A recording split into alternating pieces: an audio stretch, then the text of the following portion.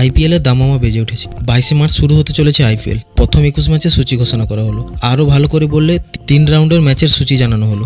আর তাতে আইপিএল এর দ্বিতীয় দিন অর্থাৎ 23 মার্চ মাঠে নামতে চলেছে কলকাতা নাইট রাইডার্স। আসন্ন লোকসভা নির্বাচনের জন্য 15 দিনের সূচি ঘোষণা করা হয়েছে। আর এরপর রয়েছে দ্বিতীয় পর্বের সূচি। সেটা কবে ঘোষণা করা হবে আর প্রথম পর্বের কতদিন পর দ্বিতীয় পর্বের সূচি ঘোষণা করা হবে সেটা এখনও জানানো হয়নি।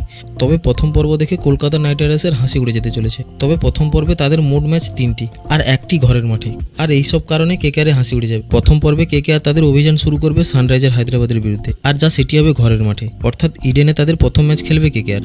আর এরপর বাকি দুটো ম্যাচ রয়েছে অ্যাওয়েতে। তবে প্রথম পর্বে মাত্র 3টি ম্যাচ থাকলেও পরের পর্বে কেকেআরকে সব থেকে বেশি ম্যাচ খেলতে হবে, কারণ নাইটরা সব থেকে কম ম্যাচ খেলবে এই পর্বে। আর একটি কারণ হচ্ছে আবহাওয়া। এবার নিয়ম অনুযায়ী প্রতিটা দলকে গ্রুপ স্তরে 14টি ম্যাচ খেলতে হবে। এরপর রয়েছে প্লে অফসের ম্যাচ, অর্থাৎ কোনো দল যদি প্লে অফসে প্রবেশ না করে তাহলে তাদের 14টা ম্যাচ খেলতেই হবে। এবার কেকেআর যেহেতু প্রথম পর্বে 3টি ম্যাচ খেলবে, তাই তাদের দ্বিতীয় পর্বে খেলতে হবে 11টি ম্যাচ, সব দলের থেকে বেশি। এই সময়টা ভারতে থাকে প্রচণ্ড গরম। মার্চ এপ্রিলে কম গরম থাকলেও এপ্রিলের মাঝামাঝি সময় থেকে গরমের প্রকোপ বাড়তে থাকে। আর এই গরমে কেকেআরের 11টা ম্যাচ খেলতে হবে। যেহেতু পরের পর্ব 15 দিনের কাছাকাছি সময় থাকবে, তাই প্রতিটা ম্যাচের মাঝে কম সময় পাবে নাইটরা। একে গরম, তারপর ঘন ঘন ম্যাচ খেলতে হবে তাদের। আর এটাই ভাবাচ্ছে গৌতম গম্ভীরদের। ফলে প্রথম পর্ব কলকাতা নাইট রাইডার্স যতটা আনন্দে থাকবে, ততটাই তাদের চ্যালেঞ্জের মুখে সম্মুখীন হতে হবে।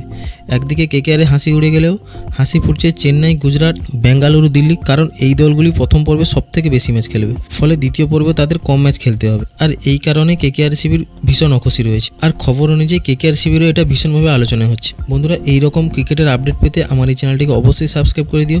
তার সাথে লাইক, কমেন্ট, শেয়ার অবশ্যই করো।